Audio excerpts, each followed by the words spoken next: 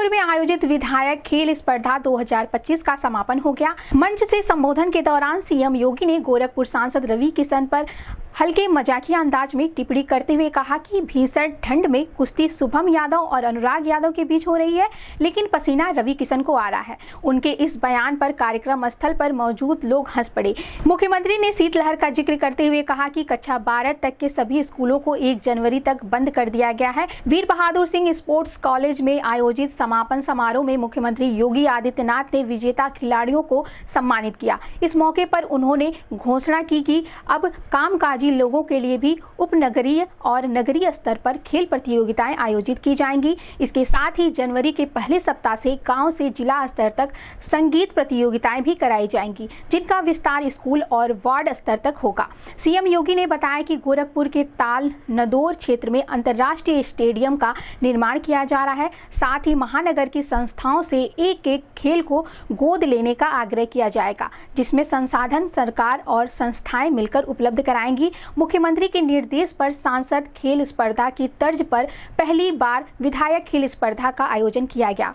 गोरखपुर शहर विधानसभा क्षेत्र में आयोजित इस प्रतियोगिता में एथलेटिक्स, कबड्डी, वॉलीबॉल, जूडो और कुश्ती शामिल रही। रविवार को सांसद रवि किशन ने इस स्पर्धा का उद्घाटन किया था। कार्यक्रम में कैबिनेट मंत्री डॉक्टर संजय निषाद, सांसद रवि किशन, महापौर डॉक्टर मंगलेश श्रीवास्तव, ग्रामीण विधायक विपिन सिंह सहित कई गणमान्य लोग उपस्थित रहे।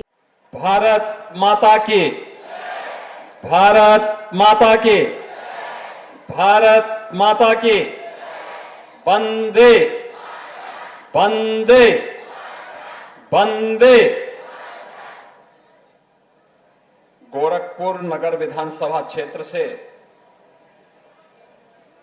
विधायक खेलकूद प्रतियोगिता के आज के समापन कार्यक्रम में मंच पर उपस्थित उत्तर प्रदेश सरकार में मत्स्य विभाग के मंत्री डॉक्टर संजय निषाद जी, उत्तर प्रदेश सरकार के खेलकूद और युवा कल्याण विभाग के मंत्री श्री गिरीश चंद्र यादव जी, लोकप्रिय सांसद श्री रवि किशन, इस भीषण शीतलहरी में इस पूरे आयोजन में प्रतिभाग किया है। और मुझे बहुत अच्छा लगा कि 5 खेलों को कबड्डी, कुश्ती, वॉलीबॉल, एथलेटिक्स और जूडो को सब जूनियर और सीनियर श्रेणियों में बालक और बालिकाओं के वर्ग में इन प्रतियोगिताओं को गोरखपुर नगर विधानसभा क्षेत्र में आयोजित किया है। इस पूरी प्रतियोगिता में प्रत्यक्ष रूप से 1000 खिलाड़ी और अप्रत्यक्ष रूप से 10,000 से अधिक खिलाड़ियों ने प्रतिभाग करके इस आयोजन को एक नई ऊंचाई देने का काम किया है। और इसलिए आज जब समापन पे इन 2 प्रतियोगिताओं को मैंने स्वयं देखा है, कुश्ती की प्रतियोगिता फाइनल में शुभम यादव और अनुराग यादव के बीच में कितनी जोरदार कुश्ती थी। यानी इस भीषण शीतलहरी में कुश्ती वहां हो रही थी और पसीना रवि किशन को यहां मंच पे हो रहा था। ऐसे ही कबड्डी प्रतियोगिता में मैं देख रहा था, रीजनल स्पोर्ट्स स्टेडियम और नीना थापा के बीच में कितनी अच्छी प्रतिस्पर्धा चल रही थी। ये खेलकूद ही है जो सम और विषम परिस्थितियों में मनोरंजन भी करता है, हमें शारीरिक, मानसिक और बौद्धिक रूप से चुस्त दुरुस्त बनाने में भी जिसकी बड़ी भूमिका होती है। और उसी भूमिका के कारण आप सोचो, ये हजारों लोग यहां पर बैठे हुए हैं, सब बच्चे बैठे हैं। भीषण शीतलहरी को देखते हुए हमने 1 तारीख तक स्कूल बंद कर दिए, 12वीं तक के स्कूल बंद कर दिए। लेकिन मैं जब इन बच्चों का उत्साह देख रहा था यहाँ पे, तो ये उत्साह देखते हुए बन रहा था कि देखो खेलकूद ने सारी ठंड को दूर कर दिया है। आप बताओ, सामान्य रूप से अगर ठंडी होती और हम रवि किशन से कहते कि गोरखपुर में कहीं निकलना है, कार्यक्रम में जाते क्या हो घर से बाहर? नहीं निकलते। संजय निषाद भी नहीं निकलते। वो तो दोनों की जोड़ी आज मिल गई, कहीं खाने पे मिले होंगे तो वहीं से दोनों साथ साथ चले आए थे। लेकिन यहां आकर के उनकी ठंड भी आपके खेल प्रतियोगिता को देख करके गायब हो गई और मुझे बहुत अच्छा लगा। लेकिन अगली बार से ये प्रतियोगिता पहले नगरीय क्षेत्र में हम 2 स्तर पर करेंगे, स्कूल स्तर पर भी और वार्ड स्तर पर भी। स्कूली बच्चों के लिए, चाहे वह बेसिक के हों, माध्यमिक के हों या उच्च शिक्षा के या विश्वविद्यालय के, इनकी 3 चरणों में 3 प्रकार की प्रतियोगिताएं, बालक और बालिकाओं में अलग अलग खेल की प्रतियोगिताओं को तो हम संपन्न करेंगे ही, संपन्न करने के साथ वार्ड स्तर पर भी कामकाजी लोगों के लिए और जो अवकाश प्राप्त हो चुके हैं उनके लिए भी कुछ खेल की प्रतियोगिताओं को हम आयोजित करेंगे। पहले वार्ड स्तर पर, फिर महानगर के 4 से 6 अलग अलग छोटे छोटे उपनगर नगर बना करके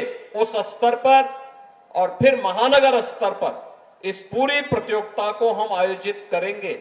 और उन सभी प्रतिभागी खिलाड़ियों को और पुरस्कार प्राप्त करने वाले खिलाड़ियों को फिर बड़े समारोह में उन्हें सम्मानित करने का काम भी किया जाएगा।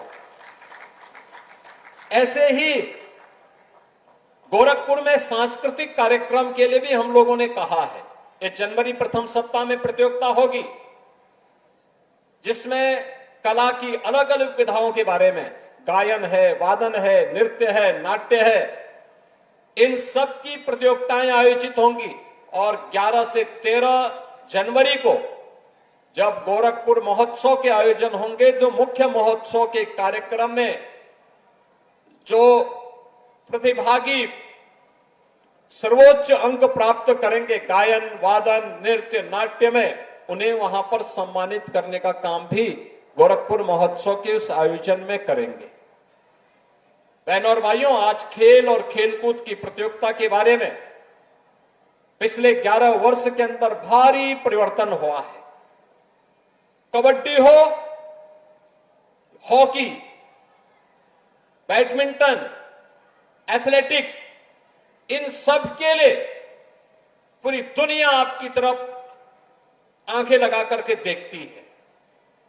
ओलंपिक हो, एशियाड हो, कॉमनवेल्थ हो, वर्ल्ड चैंपियनशिप हो, इन सभी खेलकूद की प्रतियोगिताओं में इन प्रतिस्पर्धाओं की एक नई मांग और एक नई प्रतिस्पर्धा यहां पर खड़ी हो चुकी है। और इसी को ध्यान में रख करके सरकार ने तय किया कि हर गांव में एक खेल का मैदान होना चाहिए। देखिए, ये स्पोर्ट्स कॉलेज का कैंपस है, कितना भव्य स्टेडियम का निर्माण यहां पर भी हो रहा है। रीजनल स्पोर्ट्स स्टेडियम में भी पहली बार पक्का स्टेडियम बन रहा है, बहुत भव्य 63 करोड़ रुपए की लागत से स्टेडियम का निर्माण हम वहां पर करने जा रहे हैं। और गोरखपुर में बेलीपार के पास वहां पर भी हम लोग एक इंटरनेशनल स्टेडियम का निर्माण करने जा रहे हैं, जहां इंटरनेशनल स्पोर्ट्स की प्रतिस्पर्धा को आगे बढ़ा करके गोरखपुर और पूर्वी उत्तर प्रदेश के नौजवानों को खेल और खेलकूद की प्रतियोगिता में आगे बढ़ने का एक अवसर प्राप्त हो सके। हर विकास खंड स्तर पर मिनी स्टेडियम और जनपद स्तर पर बड़ा स्टेडियम बने। मेरठ में हॉकी के जादूगर मेजर ध्यानचंद के नाम पर उत्तर प्रदेश का स्पोर्ट्स यूनिवर्सिटी का सत्र प्रारंभ हो गया है और वहां पर बड़ा वर्ल्ड क्लास इंफ्रास्ट्रक्चर के साथ स्पोर्ट्स यूनिवर्सिटी का निर्माण भी वहां पर चल रहा है। हर कमिश्नरी स्तर पर स्पोर्ट्स कॉलेज बने, यह भी तैयारी है। और अभी मैं एक दिन गोरखपुर महानगर के सभी संस्थाओं के साथ बैठने वाला हूं और मैं सबको बोलूंगा कि वे एक एक खेल को गोद ले, हर संस्था एक एक खेल को, कुछ सहयोग वो करे, कुछ सरकार करेगी। वहां पर अच्छे कोचेज रखे जाएंगे, बच्चों को खेल के लिए एक प्लेटफॉर्म प्राप्त होगा, आगे बढ़ेंगे। और जब हमारा युवा खेलेगा तभी देश खिलेगा और विकसित भारत की परिकल्पना को साकार करने का रास्ता यहीं से प्रारंभ होगा। क्योंकि जीवन के जितने भी सफलताओं का मार्ग है वो स्वस्थ शरीर से ही संभव हो सकता है और स्वस्थ शरीर खेलकूद और यौगिक क्रियाओं के माध्यम से ही प्राप्त होगा। मुझे बहुत अच्छा लगा आज ये कार्यक्रम यहां पर इतनी भव्यता के साथ, इतनी भीषण शीतलहरी के बावजूद भी यहां पर हो रहा है। मैं इस अवसर पर एक बार फिर से प्रतिभागी सभी खिलाड़ियों को हृदय से बधाई देता हूं। यहां पर आयोजन से जुड़े हुए जो भी हमारे जिला प्रशासन और अन्य खेल विभाग से जुड़े हुए सभी अधिकारी कर्मचारियों को मैं हृदय से धन्यवाद देता हूं। प्रतिभागी खिलाड़ियों का अभिनंदन करता हूं। जिन्होंने स्थान बनाया है उनको बधाई और जिन्होंने प्रतिस्पर्धा में भाग लिया है उन सब के प्रति मेरी मंगलमय शुभकामनाएं हैं। धन्यवाद। जय हिंद।